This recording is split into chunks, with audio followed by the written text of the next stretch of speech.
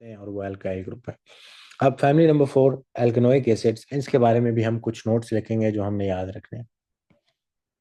तो नोट्स लिखते हैं अपने पास। तो नोट्स में सबसे पहली बात हम ये लिखेंगे कि इनको और क्या कहा जाता है। एल्केनोइक एसिड्स का ना जो अल्टरनेट नेम है, तो आप इनको बोलते हैं जी also known as carboxylic acid. Carboxylic acids एक नाम इसका ये। तो कार्बोक्सिलिक एसिड भी कहा जाता है। इसके अलावा आपके पास जो इनका फैमिली नेम आएगा, फैमिली नेम वो होता है जी अनोइक एसिड। फैमिली नेम जो है ना आपके पास वो आएगा अनोइक, यानी कार्बन लिख के उसके बाद अनोइक एसिड लगाने आगे। ठीक हो गया। अच्छा, फिर इसमें जो फंक्शनल ग्रुप है, इसका जो फंक्शनल ग्रुप होता है, यानी इसको जो इसकी प्रॉपर्टीज देता है, केमिकल प्रॉपर्टीज देता है, इसका जो फंक्शनल ग्रुप है उसको आप दो तरीके से लिखेंगे मेरे पास। तो एक उसको कहते हैं जी COOH ग्रुप, ये भी बोलते हैं। इसके फंक्शनल ग्रुप को इस तरह भी लिख सकते हैं। और अगर इसको मैं ओपन करके लिखूँ ना, तो इसकी ओपन शक्ल जो है, यानी बॉन्ड्स अगर दिखाएं तो वो इस तरह होती है कि एक कार्बन, ये वाला जो कार्बन है इसके साथ दो ऑक्सीजन, तो एक के साथ ये डबल बॉन्ड बना रहे हैं, सी डबल बॉन्ड O, फिर आगे सिंगल बॉन्ड O और सिंगल बॉन्ड H। इस तरह करके बनाते हैं इसका फंक्शनल ग्रुप।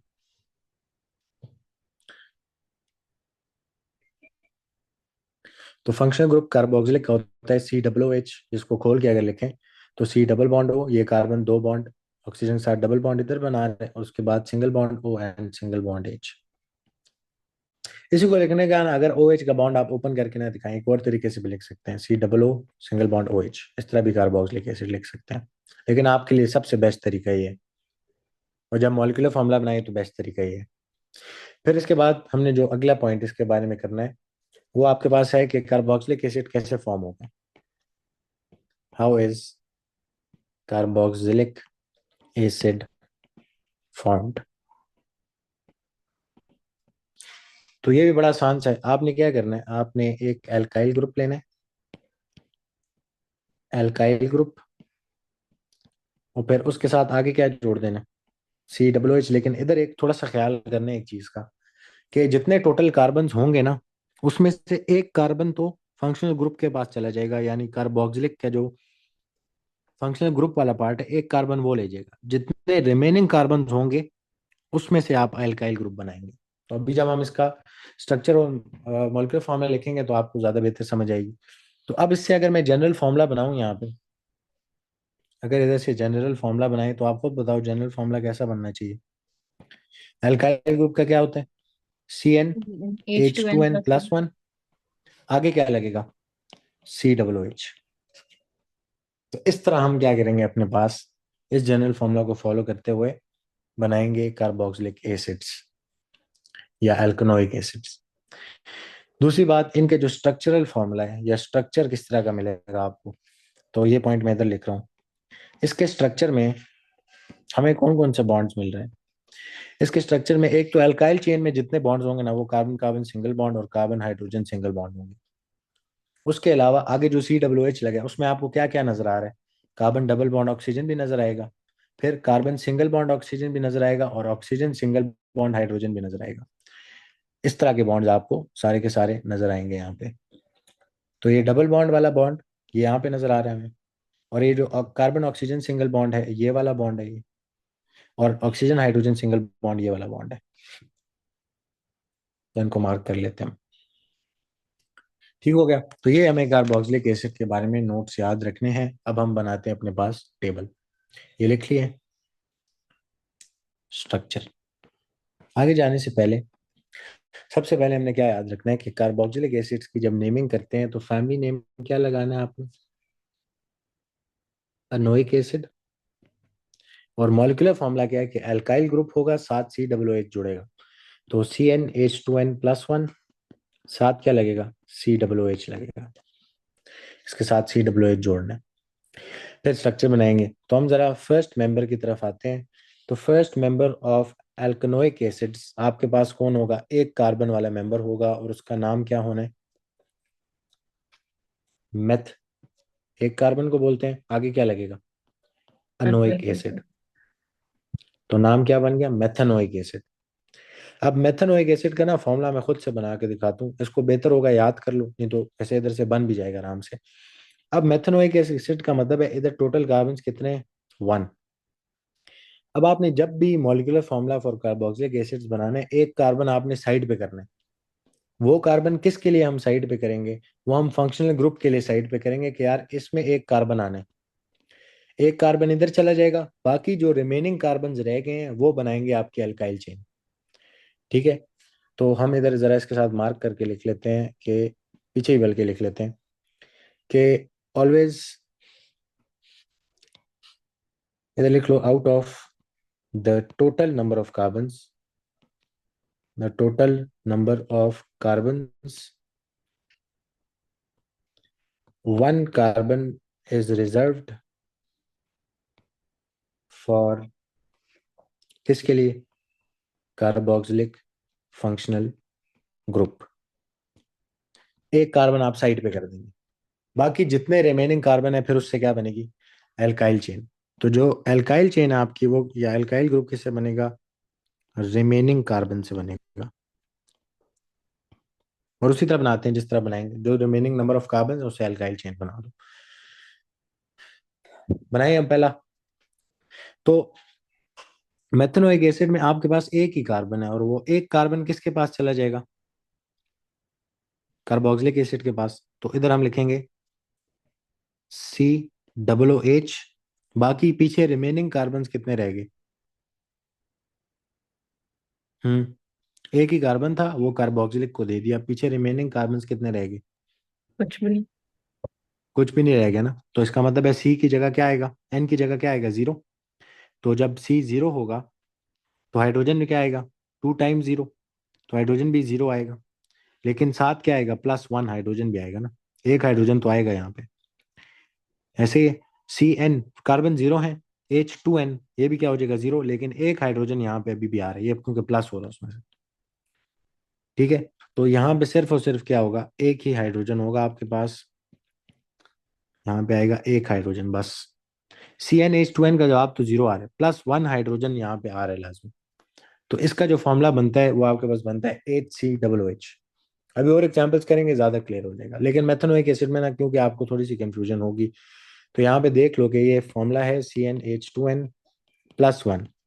ठीक है, आगे COOH लगाना है, एक कार्बन ही था उसका मैंने COOH लगाया, रिमेनिंग 0 कार्बन थे, तो C 0 है, H 2 टाइम्स 0 है, +1 है। तो यहाँ से C 0 खत्म हो गया बाहर, H 2 टाइम्स 0 कितना होता है, 0, लेकिन एक हाइड्रोजन जो प्लस हो रहा है उसमें अभी भी आएगा वो, तो एक हाइड्रोजन यहाँ पे रहता है और COOH आगे जुड़ जाएगा। तो इस तरह हम इसका फॉर्मूला बनाएंगे। अब इसका अगर स्ट्रक्चर बनाने की तरफ जाएं, तो इसके स्ट्रक्चर में टोटल कितने कार्बन है, एक। आप सबसे पहले क्या करो, ऐसे एक कार्बन को अरेंज करें, इस पे लगाएं पहले इसका फंक्शनल ग्रुप। इस कार्बन पे COOH है, तो यानी double bond O, single bond OH, और इस कार्बन के साथ और क्या अटैच्ड है, एक हाइड्रोजन अटैच्ड है, तो एक हाइड्रोजन इसी कार्बन के साथ अटैच्ड है। तो ये इस तरह करके खोल के लिखेंगे इसको।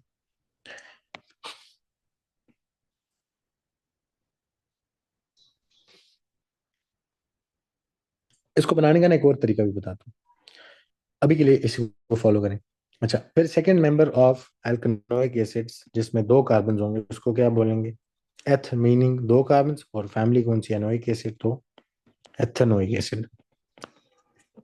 अब एथेनोइक एसिड में जब आप इसका मॉलिक्यूलर फॉर्मूला लिखेंगे तो एथेनोइक एसिड यानी दो कार्बन, एथ यानी दो कार्बन है इसमें, उन दो कार्बन में से एक कार्बन किसके पास चला जाएगा, कार्बोक्सिलिक ग्रुप के पास। बाकी रिमेनिंग जो 1 कार्बन है उससे क्या बनाएंगे, अपनी अल्काइल चेन बनाएंगे। तो रिमेनिंग 1 कार्बन है तो इधर C1 आएगा, 2 टाइम्स 1 + 1 3 होता है, तो CH3 इसके साथ क्या आएगा, जुड़ेगा पीछे। तो इसको थोड़ा रिवर्स में बनाना है हमने।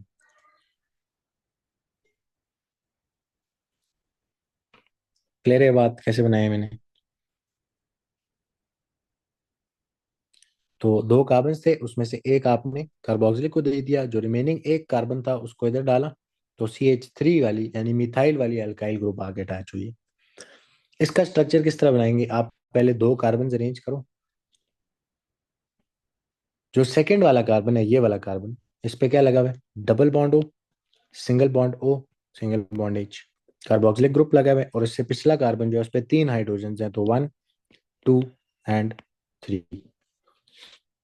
इस तरह करके इसका स्ट्रक्चर बनाएंगे हम। तो थोड़ा सा स्लो चलना है आपने जब हम कार्बोक्सिलिक एसिड को कर रहे होंगे। फिर थर्ड मेंबर जो हमारे पास आता है वो कौन आएगा? Propanoic acid. थर्ड यानी 3 कार्बन हैं, प्रोप, और आगे फैमिली नेम अनोइक एसिड लगेगा, तो प्रोपेनोइक एसिड। इसका फॉर्मूला बनाना है तो प्रोपेनोइक एसिड, प्रोप का यानी मतलब है 3 कार्बन है यहाँ पे। उन 3 कार्बन में से एक कार्बन किसके पास चला गया? कार्बोक्सिलिक ग्रुप के पास चला गया। और जो रिमेनिंग 2 कार्बन हैं उससे क्या बनानी है? Alkyl chain. तो 2 कार्बन वाली अल्काइल चेन क्या बनेगी? C2। और आगे क्या बनेगा उसके पास? एच कितना आएगा? डबल और उससे एक ज्यादा, तो H5। C2H5, आगे COOH लगा। अब इसको स्ट्रक्चर बनाने के लिए आप पहले 3 कार्बन हैं टोटल, तो उनको अरेंज करो। 1, 2, 3। जो लास्ट कार्बन है ये यानी कार्बोक्सिलिक फंक्शनल ग्रुप वाला कार्बन है, उस पर फंक्शनल ग्रुप लगाओ। C double bond O, single bond O, single bond H। Functional group लग गया। इससे पीछे जो कार्बन है उन पे 5 हाइड्रोजन है, तो 5 हाइड्रोजन लगा दो। 1, 2, 3, 4 एंड 5।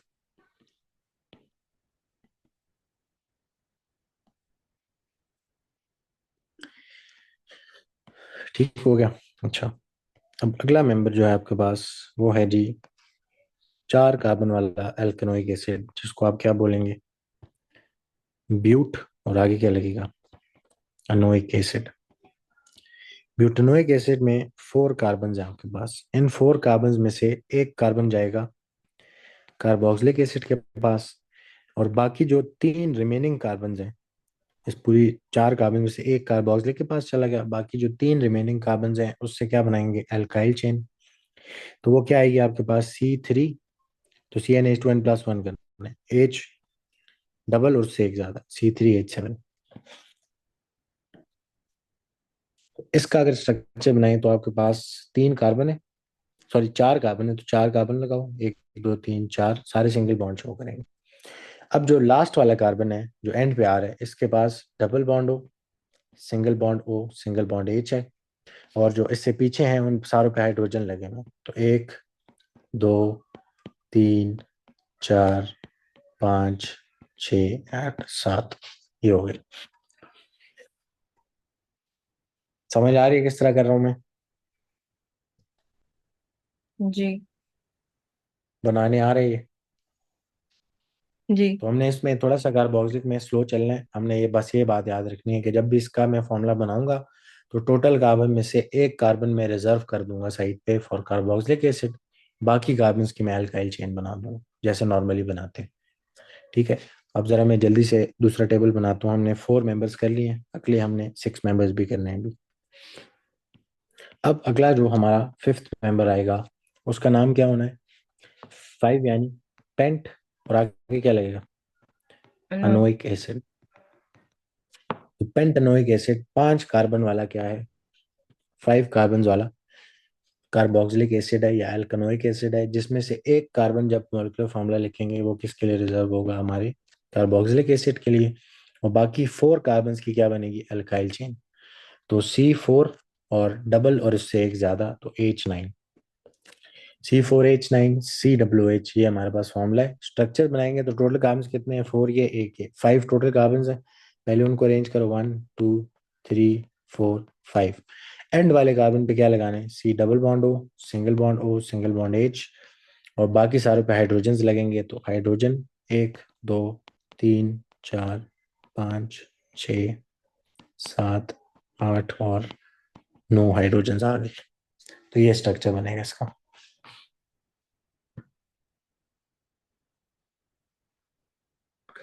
फिर नेक्स्ट मेंबर हमारे पास जो आता है वो आता है जी हेग्स। और फिर आगे क्या लगेगा? अनोइक एसिड। तो हेक्सानोइक एसिड आपके पास, और हेक्सानोइक एसिड यानी 6 कार्बन है यहाँ पे।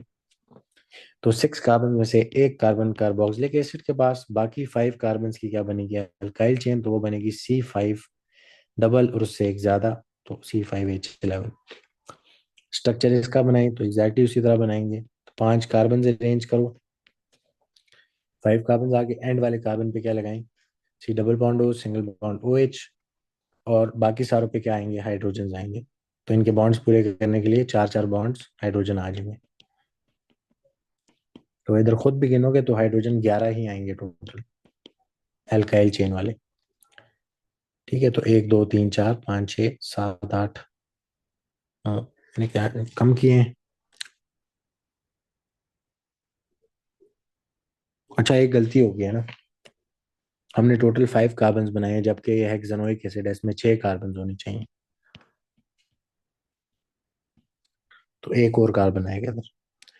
टोटल 6 कार्बन है ना, जिसमें से लास्ट वाला कौन सा, कार्बोक्सिलिक वाला। बाकी जो 6 कार्बन है उन पे हाइड्रोजन लगा दो, तो 1 2 3 4 5 6 7 8 9 10 एंड 11। अब पूरे हो गए। तो मॉलिक्यूलर फार्मूला के साथ स्ट्रक्चर मैच करना चाहिए आपका। फिर उसके बाद हमारे पास अगला जो मेंबर आता है वो है जी 7th मेंबर, और वो है हमारे पास, क्या नाम है इसका, हेप्ट। 7 का आगे क्या लगेगा, अनोइक एसिड। तो नाम क्या बनता है इसका, बोलो जरा। हेप्टेनॉइक। हाँ जी, हेप्टेनोइक एसिड। हेप्टेनोइक एसिड का अगर आपसे पूछूं मॉलिक्यूलर फार्मूला क्या बनेगा, तो बनाओ जरा। हेप्ट का सी मतलब सिक्स 7 कार्बन है ना। सी हेप्ट सिक्स का मतलब एच 7 थर्टीन कार्बन। हम्म। आगे। आगे C OOH। हाँ, तो हमने थोड़ा रिवर्स में बनाने के, ये 7 कार्बन में से एक कार्बन किधर गया, कार्बोक्सिलिक के पास। 6 कार्बन जो रहेंगे उनकी क्या बनाएंगे, अल्काइल चेन। तो वो बनेगी C6 डबल से एक ज्यादा, तो C6H13। बाकी साथ क्या लगा दें। अब हमने स्ट्रक्चर बनाना है, तो स्ट्रक्चर में टोटल कार्बन कितने आने चाहिए, 7 कार्बन आने चाहिए, हेप्टेनोइक एसिड है। तो 1 2 3 4 5 6 एंड 7, और इस पे लगेगा double bond O, single bond O, single bond H, और बाकी सारों पे हाइड्रोजन लगाने, तो हाइड्रोजन आ जाएगी।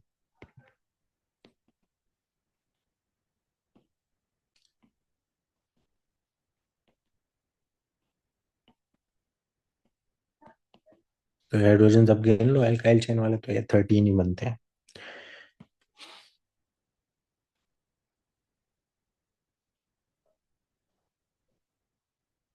अगला नेक्स्ट मेंबर, क्या नाम होगा अगले मेंबर का, ऑक्ट। तो ऑक्टेनोइक एसिड। ऑक्टेनोइक एसिड में आपके पास 8 कार्बन है टोटल। इनमें से एक कार्बन हो जाएगा कार्बोक्सिलिक वाला, फंक्शनल ग्रुप का कार्बन। बाकी जो 7 कार्बन है उनकी क्या बनाएंगे, अल्काइल चेन। तो C7H डबल 14 होता है, +1 15। स्ट्रक्चर इसका भी इसी तरह बनेगा आपके पास। तो 1 2 3 4 5 6 7 एंड 8 कार्बन, जहाँ पे टर्मिनल यानी एंड कार्बन पे कार्बोक्सिलिक फंक्शनल ग्रुप लगा होगा, और बाकी सारों पे हाइड्रोजन आ जाएंगे।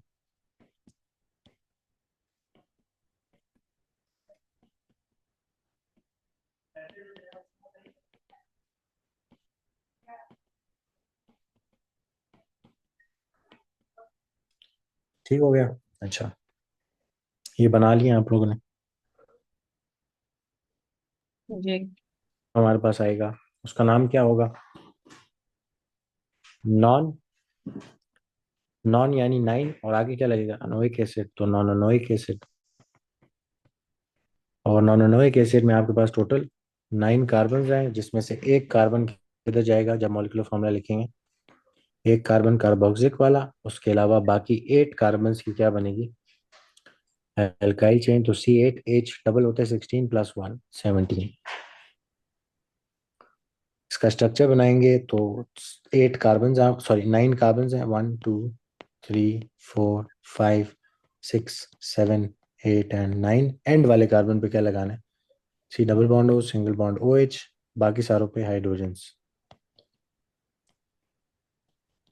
इन चारों पे हाइड्रोजन लगा लेंगे।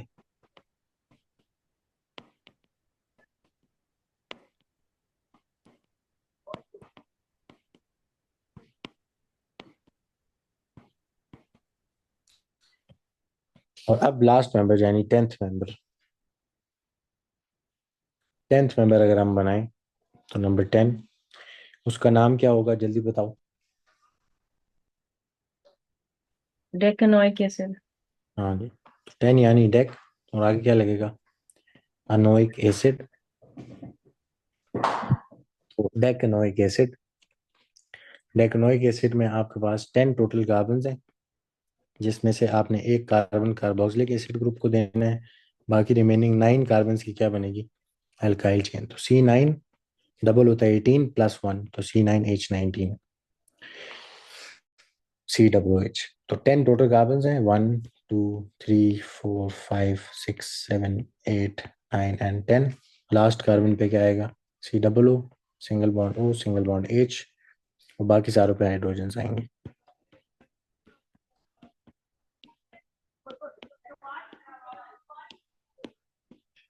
तो हाइड्रोजन लगा दो।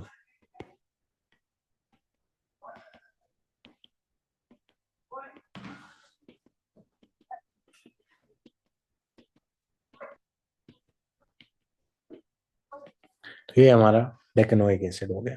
तो ये हमारे फर्स्ट 10 मेंबर्स ऑफ अल्कनोइक एसिड थे। ठीक है, तो ये हमारी 4 फैमिलीज हैं, इनका जो बेसिक इंट्रोडक्शन था वो हम कर चुके हैं। अब कुछ बातें हैं जो हमने, कुछ डेफिनेशंस हैं और कुछ और एक्स्ट्रा बातें हैं जो हमें पता होनी चाहिए, तो उनको देखते हैं और फिर हम आगे अपना next section of organic chemistry शुरू करेंगे, जो है कि है सेक्शन 2, और उसका नाम है आइसोमेरिज्म। ठीक है, तो अभी के लिए इतनी बात आपको क्लियर हो जानी चाहिए।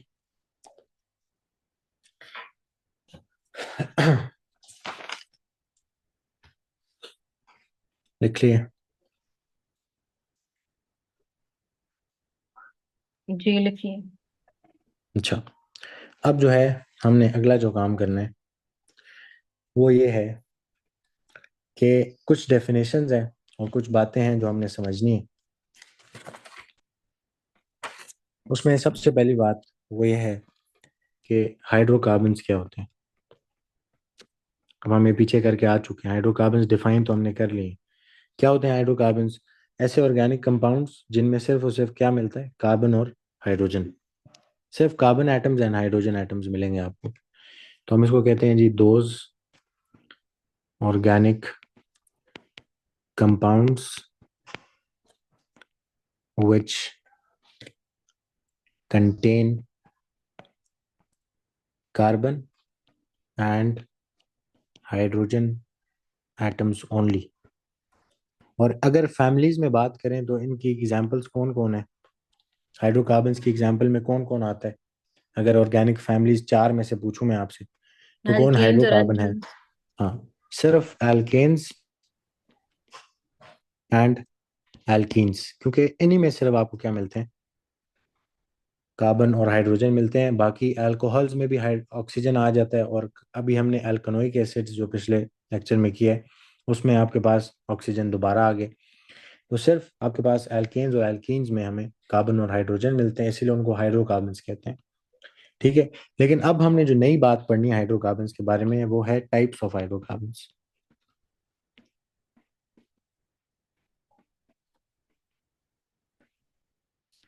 अब हाइड्रोकार्बन्स की ना 2 टाइप्स होती हैं। ये तो हमें पता है कि एल्केन और एल्कीन हाइड्रोकार्बन्स हैं, लेकिन 2 डिफरेंट टाइप्स ऑफ हाइड्रोकार्बन्स हैं ये, जिनमें से एक हाइड्रोकार्बन की टाइप को आप कहते हैं सैचुरेटेड हाइड्रोकार्बन, और दूसरी टाइप को आप कहते हैं अनसैचुरेटेड हाइड्रोकार्बन। तो ये 2 टाइप्स ऑफ हाइड्रोकार्बन हैं, सैचुरेटेड एंड अनसैचुरेटेड। ठीक हो गया। अच्छा, सैचुरेटेड से ना आपने याद रखना है इसके एस से कि only single covalent bonds. Saturated के एस से याद रखना है कि इसमें सिर्फ और सिर्फ सिंगल कोवलेंट बॉन्ड्स होते हैं,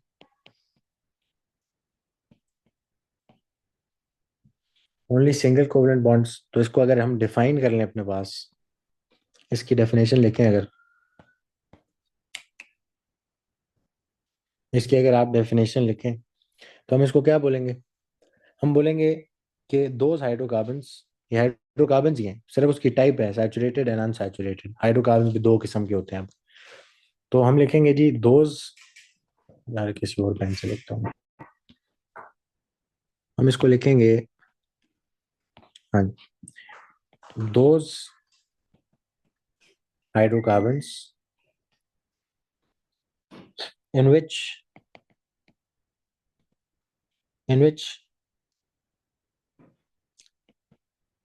there are only single bonds between carbon atoms। और अगर इसकी हाइड्रोकार्बन्स की, सैचुरेटेड हाइड्रोकार्बन्स की एग्जाम्पल पूछूं तो वो कौन होनी चाहिए? एल्केन्स भी हाइड्रोकार्बन है, एल्कीन भी हाइड्रोकार्बन है, लेकिन सैचुरेटेड हाइड्रोकार्बन में एल्केन और एल्कीन में से कौन आएगा? अल्केन। अल्केन्स। सिर्फ एल्केन्स आएगा, क्योंकि एल्केन में सिर्फ और सिर्फ क्या होते हैं? सिंगल बॉन्ड्स होते हैं सारे। ठीक है। तो अनसैचुरेटेड का फिर क्या मतलब होगा? अगर अनसैचुरेटेड को डिफाइन करें तो इसमें आपके पास क्या मिलेंगे? आपको डबल और ट्रिपल बॉन्ड भी नजर आएगा। होगा ये हाइड्रोकार्बन ही, सिर्फ और सिर्फ कार्बन हाइड्रोजन ही होंगे, बट आपको यहाँ पे डबल एंड ट्रिपल बॉन्ड नजर आ रहा हो। सैचुरेटेड की शर्त है कि उसमें सिर्फ सिंगल बॉन्ड होगा। तो अगर इसको हम डिफाइन कर लें अब, तो सैचुरेटेड के लिए ना ये हिंट याद रखेंगे, सैचुरेटेड यानी सिंगल कोवलेंट बॉन्ड्स, तो वो एल्केन्स होते हैं। फिर अगर हम इसको डिफाइन करें तो ये दोज हाइड्रोकार्बन्स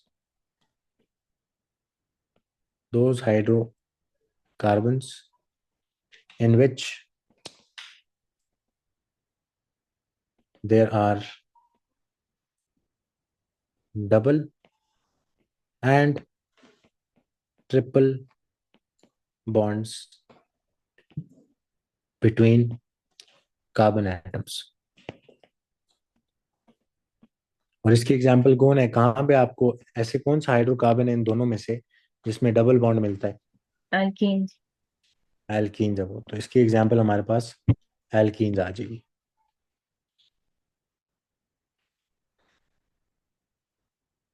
ठीक है। तो एल्केन्स में हमें कार्बन कार्बन सिंगल बॉन्ड्स मिलते हैं, और एल्कीन्स में हमें कार्बन कार्बन डबल बॉन्ड मिलता है। ये इसका फंक्शनल ग्रुप भी होता है। ठीक हो गया। तो हमने अब हाइड्रोकार्बन्स की भी दो टाइप देख लिए हैं। इसका एक छोटा सा एफएक्यू करते हैं, फिर बात खत्म करेंगे। और वो कहते हैं जी, which of the following structures represents an unsaturated hydrocarbon? तो आपके ख्याल में कौन अनसैचुरेटेड हाइड्रोकार्बन इन सारों में से? सी। सी। सी। ठीक, आपने कहा जी ये सी इसका आंसर होना चाहिए। अब कैसे सी है?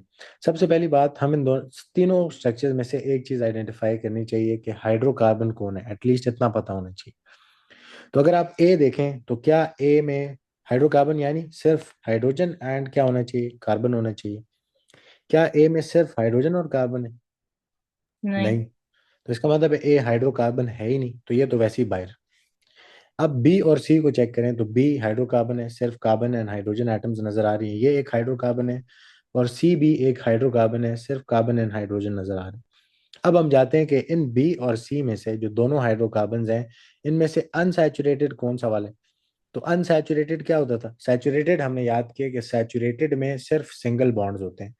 अनसैचुरेटेड कौन सा होगा पे जिसमें डबल या ट्रिपल बॉन्ड नजर आए? तो सी में डबल बॉन्ड नजर आ रहा है, और ये हाइड्रोकार्बन भी है, तो ये आपके पास क्या होगा? करेक्ट आंसर ये आपके पास अनसैचुरेटेड हाइड्रोकार्बन है। जबकि बी अगर पूछूं तो बी कौन सा वाला हाइड्रोकार्बन है? Saturated hydrocarbon. हाँ, बी आपके पास सैचुरेटेड हाइड्रोकार्बन है, क्योंकि वो उसमें है तो सिर्फ कार्बन और हाइड्रोजन, लेकिन सारे सिंगल बॉन्ड्स हैं। ठीक हो गया। तो इस तरह के सवाल आपसे अभी के लिए पूछे जा सकते हैं।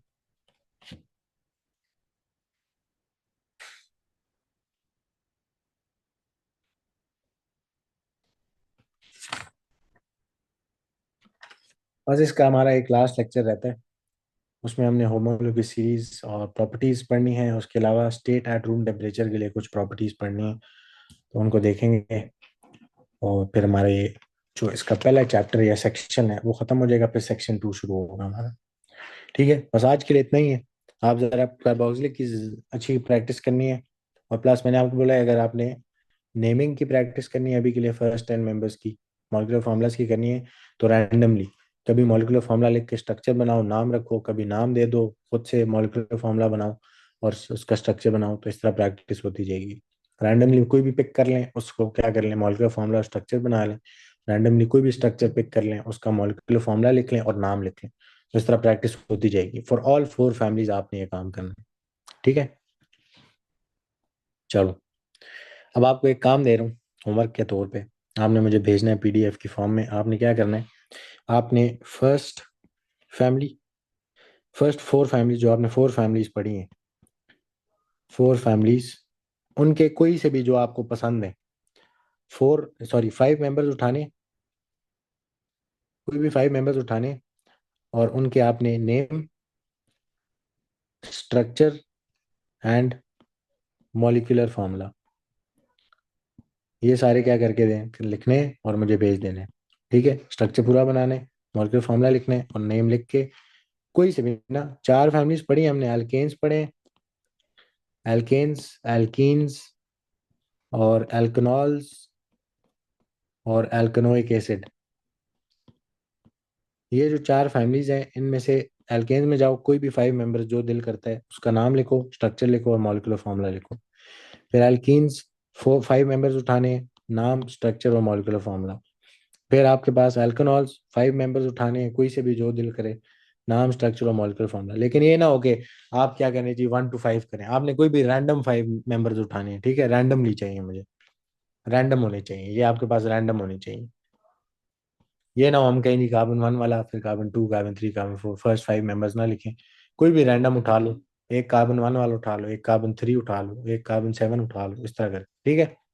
तो ये मुझे पीडीएफ फॉर्म में आपने वापस भेजना है। ठीक। क्लियर है भाई, क्या काम दिया मैंने, क्लियर है।